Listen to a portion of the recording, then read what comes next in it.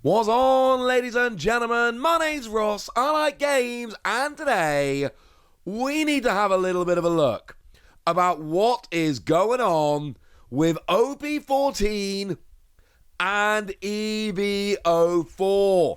In the West, this is a joint set. Now, to be fair, the fact that it's a joint set should not really be terribly surprising to any of you, because here's a graphic I've showed you multiple times before, where, yeah, you know what?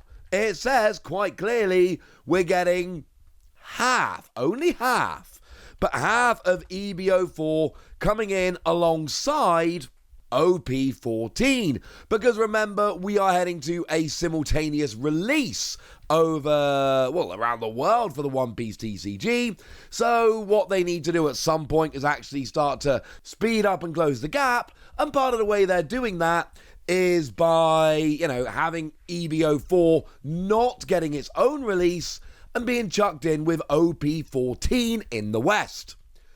Honestly, does kind of make perfect sense. I can see where they're going with it.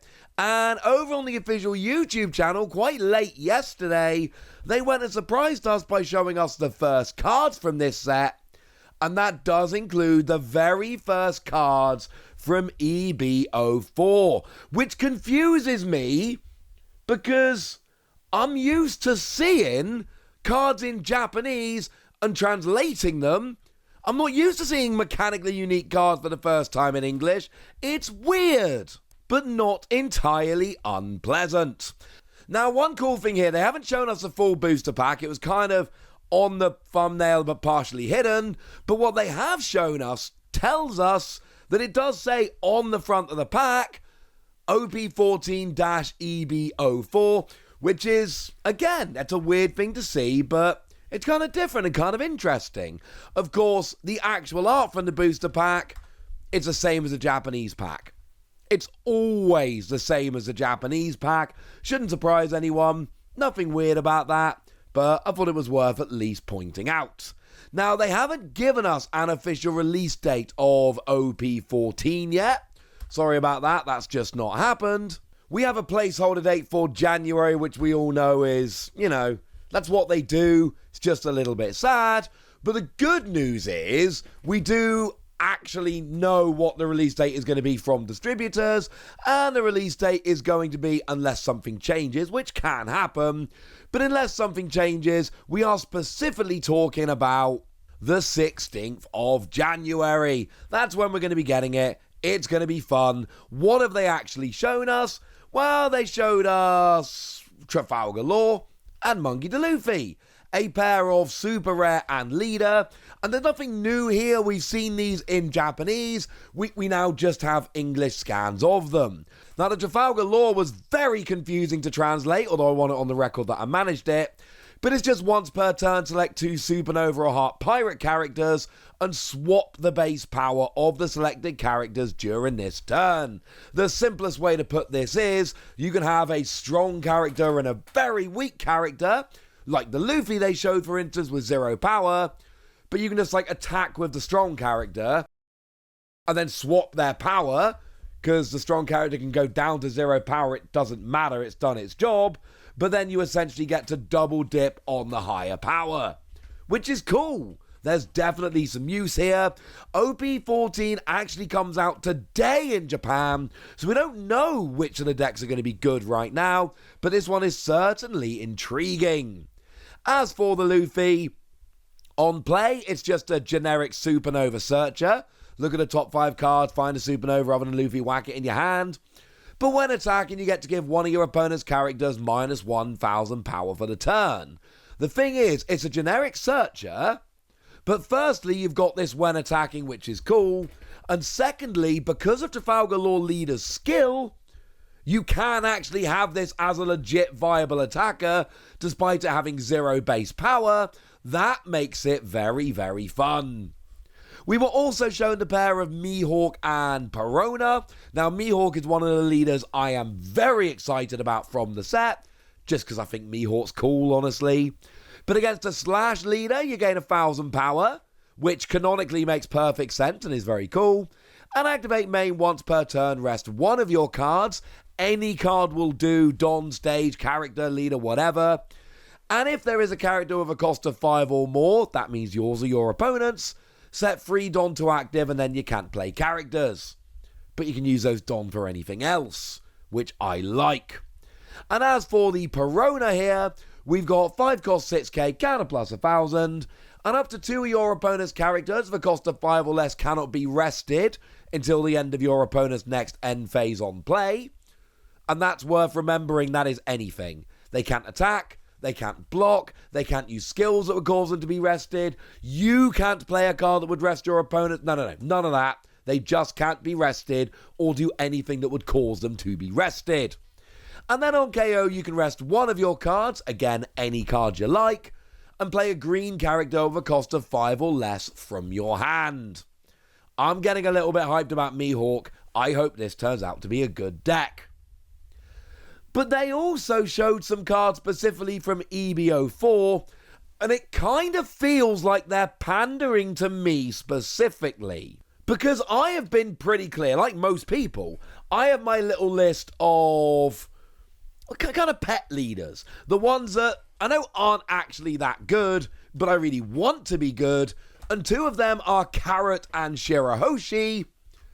Yeah, they've just gone and given us like really explicit support for Carrot and Shiroshi. Take, for instance, the new Megalo. And they've shown us the alternate art, and oh my word, look how amazing the alt art Megalo is here. It is absolutely redonkulously stunning. I love this. I adore this. It is absolutely beautiful. Huge fan of this alternate art. And if you do look, you can see Luffy in a little bubble on top. Like you should. This is very much... This is just what happened in the manga/anime, so you should look at this, and this is cool. 4 cost 4k, counter plus 2,000, and on play you can rest this character to KO a rested character with 8k or less. That's awesome. Now, it does have to be a rested character, although Green have like a million ways to rest characters, but a 4 cost that's got counter plus 2k and on play can KO an 8k. That's really good. Now, it's so good that they basically said, well, you need to either invest resources into resting them or find one that's already been used and rested. Fine. But that is mightily enticing. And this is where I remind you that we got the Shiroshi from OP-11 that activate main once per turn, rest one of your Don, and turn the top card of your life face up. But then you get to play a Neptunian or Megalo with a cost equal to or less than the number of Don cards on your field from your hand. Yeah, with the Shiroshi leader, this is a 1 cost. And Shiroshi has plenty of ways to turn face-up life cards back down to reuse a skill. That's really not a huge problem. So basically what we're saying here is, this is effectively a 1 cost 4k that can KO a rested 8k on play, and has counter plus 2,000 as well. This is so gosh darn good in a Shiroshi deck. Like, so good. Like, before now, the only Megalo we had that you could use with Shiroshi was one from OP-11 that was essentially a free cost 6k with blocker, which is still decent, don't get me wrong. It's, you know, you would expect a vanilla to have free cost 5k. This has 6k and blocker. So I'm not saying this Megalo's bad. This Megalo's fine. I'm saying the new Megalo is way better than the old Megalo. And you can use both of them if you really want to. That's absolutely fine. This is a big, big boost for Shiroshi, and I'm a big fan. But then we also saw a new Jinbe here. Who doesn't love Jinbe? Now, weirdly, it's a green Jinbe, and we know the Jinbe in OP-14 is mono blue, so a little bit sad from that regard. But 7 cost 8k with blocker, and on KO you may rest one of your cards, and if your leader is Fish-Man or Merfolk, you can play a green character with a cost of 6 or less from your hand, which, for what it's worth, would actually include that new Megalo I just showed you. Well, it's a blocker, and on KO you get to play a 6 cost. Now, you have to have a Fish-Man or Merfolk leader, but the card you play just has to be a green character, cost of 6 or less. Could be whatever kind of character you like. So I'm going to be honest with you, this is one that I've really got my eye on because it just seems like it's a big, powerful blocker that gets you another card instead on KO. That's pretty good.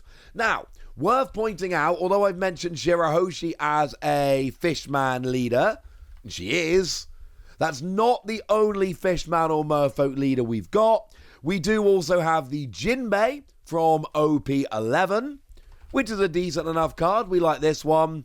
But then we've also got the Arlong from OP-03, although that's not really going to survive rotation. Sorry about that. And we've got the Hody Jones from OP-06. So we do have a few options where this Jinbe could fit in quite nicely. So, you know, it would work in any of them. And look, I'm clearly a bit biased here. I clearly want Shiroshi to be good.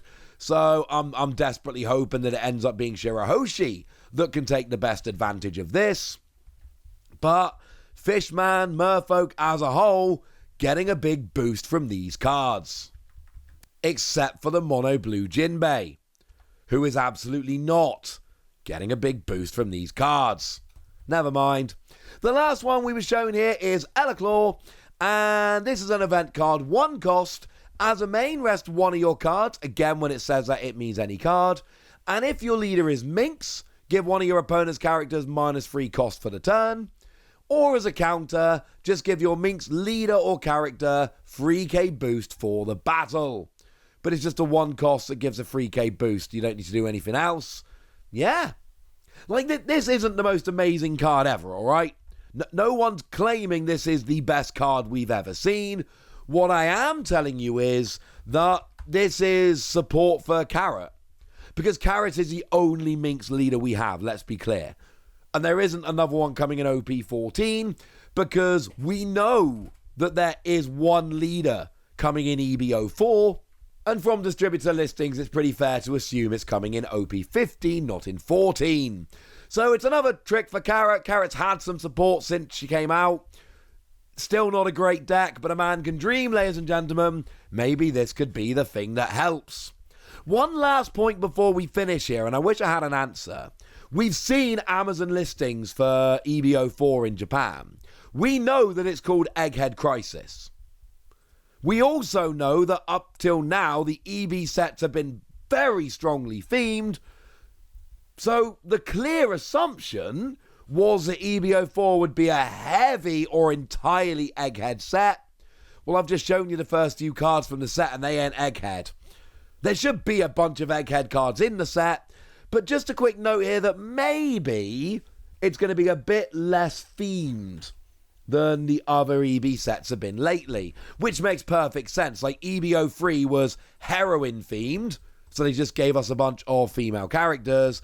And EB-02 was anime themed, so they just gave us a bunch of anime stuff.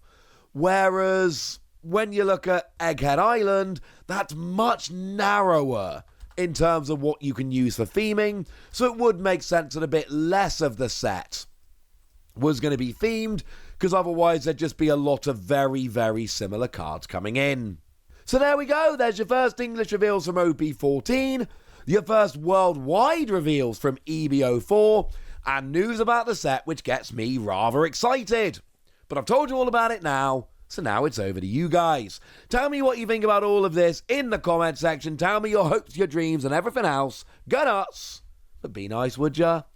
And then make sure you like this video, subscribe to this channel, follow me on Twitter at TheWasi. That's where we talk about One Piece and a bunch of other card games. And please do consider checking out patreon.com/PTCGradio, where you can support the channel, get some bonus podcasts, join a Discord, and all kinds of fun things. But by far the most important thing, as always, look after yourselves till next time, would ya? Thank you very much for watching. My name's Ross, and you've been watching Wasi Plays.